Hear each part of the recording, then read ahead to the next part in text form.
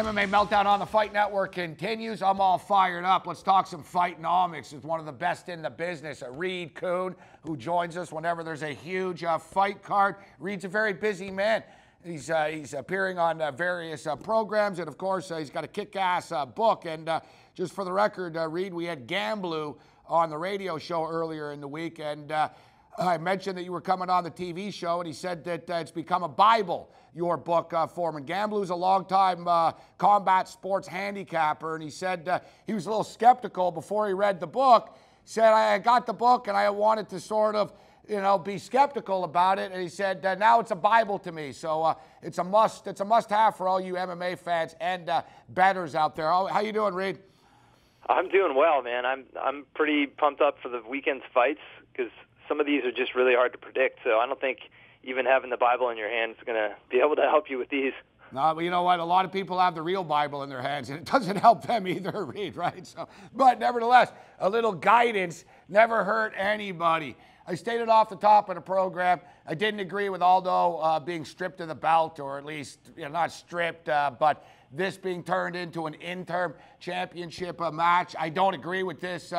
The main event that Conor and the Mendes is the main event. I don't agree with that. But with that being stated, it doesn't take away from what a kick-ass fight it is. And, Robbie Lawler and Rory McDonald is almost an afterthought. I think it's on Fight Pass now if it hasn't been canceled, because I haven't heard anything about either of those two. But not just that, we've got a great card from top to bottom here, Reed. Yeah, when you've got Matt Brown fighting on the prelims, then you know this is a stacked card. So there are some really awesome fights, even way down on the televised prelims. You got the return of Mike Swick. I'm really looking forward to seeing him come back. You got a weird matchup with Gunnar Nelson and Brandon Thatch. There's some gems all over the place here. Yeah, you know what, man? My finger's getting itchy. It's leaning towards the mouse of the computer. Mike Swick plus 300. I know, the last fight he had, I think, was against a tiger in Thailand. But nevertheless, Mike Swick at plus 300 is kind of attractive. Let's jump in here to Conor McGregor and Chad Mendes. Interesting stylistic matchup. People are saying, Conor's never faced a wrestler before. That's what they said before he faced Diego Brandao.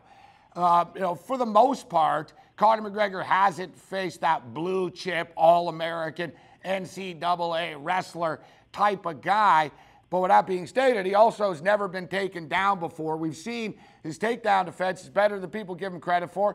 Hell, even Conor's actually mixed in a couple of takedowns in the UFC along the way during his win streak here. But you're a numbers guy, Reed, and when I looked at the numbers, the thing that stands out to me the most is just the high volume and the pace that Conor pushes at you. He really comes at you and throws a lot of leather at you, 28 punches per round. Yeah, and his stand-up striking pace is more than double that of Chad Mendes, and a big reason for that is not only that McGregor is an aggressive striker and he keeps people at range, and when you're doing stand-up, you can afford to put on a high pace, but he is going to have a massive reach advantage. And I just posted some graphs that show the entire featherweight division, and you see Chad Mendes is on one extreme at the bottom, McGregor is at the other extreme at the top in terms of reach. And so this is a very extreme differential, and that reach advantage is going to be really interesting to see how it plays out. Can Mendes close the distance? Because if he can't, and he's just going to get in a leather war, or with McGregor, who likes to throw a lot of kicks, I don't think Mendes wins that fight, even though his striking is actually very, very good and arguably even more powerful on a punch-for-punch basis than McGregor, at least statistically speaking. So the striking matchup is closer than people think on paper, and yet you've got this massive reach differential that I just don't know how it's going to play out. Yeah, that's right. It's 8 inches, and this is a tough fight to handicap. Actually, it's like the goalposts keep moving here. And props to Conor McGregor for not complaining. I mean, we saw John Jones in the past. I'm not going to fight a guy on 1 week's notice. I was preparing for somebody else. Conor McGregor says, I don't care. And I think he really is one of these few guys that doesn't care who the opponent is and believes, I'm going to implement my game plan and my will. I'm not going to worry about what the other guy. I don't even care what the other guy's going to do. I guess devil's advocate would be Chad Mendes would say he's been punching up his whole life, right? I'm sure that's what he would say. I'm used to this. I'm used to the reach disadvantage. But 8 inches is huge, man. It is. And, he's fared better against guys that were on the smaller side. So this is just an extreme situation, and he has to be able to use his wrestling to win this fight, period. I mean, I think if they go toe-to-toe, he's simply out of range. He is a dangerous striker, but not against a guy who's way on the outside, keeping you at legs distance with big reach rather than arms distance, and that's what McGregor likes to do. Now, a lot of people thought that maybe the first fight with Mendes and Aldo would have been different if Aldo didn't grab the fence, and he was about to get taken down. But with that being stated, we've seen time and time again, blue chip wrestlers don't wrestle. I mean, hey, we saw it with Cain Velasquez, right? We heard this before. It's a different weight class, different scenario. I know every fight is different, but we always hear, oh, the wrestler's going to do this. The wrestler will beat the jiu-jitsu artist. Well, not if the wrestler ends up getting in a stand-up war, and we see this all the time with guys. Yeah, that's true. And Mendes has been very effective when he uses that wrestling. The thing about his 2 losses with Aldo is that he was largely unsuccessful with those takedowns. And you mentioned the fence grab in the first fight. That could be something right there that eventually set up that knockout. But in his second fight, he definitely was trying to go for takedowns. He just didn't land very many of them. In fact, I don't even think he landed one. But trying and failing for takedowns is a big problem because it defeats you, especially a wrestler like him. So the question is, can McGregor have as good takedown defense as Aldo did? If he can, this is definitely McGregor's fight, and that seems to be where the money's coming down. Yeah, and that's the side that I'm going to be on. I know a lot of sharps are liking Mendes, and it's tough. I mean, the line keeps going up. When it opened up last week and Mendes is the favorite, I said jump on Conor if you like Conor. I think the line is going to continue to go up over the weekend as well.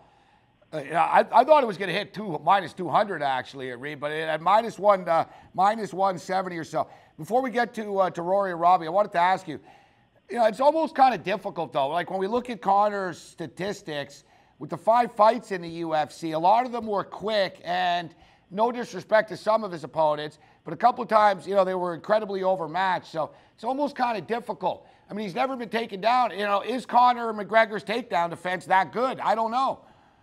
We don't know. And the 100% takedown defense can't be relied upon. Fight Metric wouldn't even consider it official until he's faced 20 takedown attempts, and he's only faced 5 so far. So this is the fight that will be that test. All right, so let's. We only got a couple of minutes. Let's jump into Rory and Robbie. It's not, you don't see this often in which you got a rematch, and especially a rematch when a guy's the champion. But the guy that lost the first fight and the guy that is the contender is the favorite again. And here's Rory as the favorite. The money's starting to come in on Robbie a little bit right now. This is an intriguing matchup. Rory McDonald will tell you that he kind of lost his way a couple of years ago. The hunger wasn't there. I don't know if it was the hunger's the right term, but maybe he was kind of complacent. The GSP was around. He was kind of lost in the shuffle. Rory McDonald is a different guy mentally right now, and I think he's a better fighter right now than he was 2 years ago. Yeah, it's true. He was very young. I mean, he's only 26 now, or about to turn 26, and this fight was several years ago with Robbie Lawler, so he was still pretty young, just physically young, as well as in the sport young, and he's come a long way since. I mean, that fight with Tarek Saffiedine was so impressive. He was picking him apart on the feet, enough to then set up a late knockout, which I'm not sure people expected from Rory McDonald in that fight. So, it's an interesting matchup here. We got a technical striker in McDonald. He's tighter, he's accurate, he's pressure, and he maintains tight defense. So he's going to be using a heavy mix of jabs, and Lawler is clearly a power striker, more of a counter striker, draws you in, and he's swinging for the fences, but he also has good takedown defense, and McDonald's going to be trying to mix those in as well. So this is going to be an all-over fight. I see this being a very close decision. And that's one thing that Rory did do very well in the first fight. He took him down 4 times. So that was there for him. I think Robbie's going to be prepared for that. One thing with Rory, and I think with Faraz and TriStar, they're obviously they're one of the best in the world, that gym, but I think they almost had a one-size-fits-all game plan for their fighters. It was like, all right, GSP sort of fights cautiously, and defensively, and let's not get hit. Let's worry about points. And then we saw, Karmov fight in the same manner. And then Rory, because Rory's a killer. Rory grew up, just messing up grown men. I think he started to overthink things. I think they were putting too much crap in his head. He's technical, but they were getting too technical. I think he's just got to let it rip a little bit, not get reckless with Robbie, but, you know, get back to who he is. And as you mentioned against Safadine, we're seeing that mean-spiritedness, and we're seeing him let it fly a bit now. I like Rory in this fight. The numbers certainly lean Rory, but you know, depending on where the price goes, he's still a dangerous bet. This will still be a highly competitive, very close fight, I think. Oh yeah, and it's probably it's going to be a war. I mean, we've seen Robbie Lawler go the distance. He's used to going 25 minutes right now. He's been in these wars. We'll see what happens with Rory when he gets in those deep waters. We got to get out of here, Reed. But any picks on the prelims? Anything else catch your eye? Well, I do like Mike Brown. There's probably some totals. You know, there's none of these fights are above welterweight, so I do think we're going to see some decisions. But I'm looking forward to seeing Matt Brown fight someone who's not a title holder, and the return of Mike Swick. Yeah, you know, Swick's interesting as a big dog, and Brown as well. People are sort of giving up on Brown, but man, he lost to a couple of pretty badass fighters. Check out Reed. You can follow him on Twitter at Fightnomics. Pick up the book, Reed. It's always a pleasure, my man. Thanks a lot. All right, time's flying by. Let's keep this quick. We'll take a quick break. Joey Oddessa joins me next.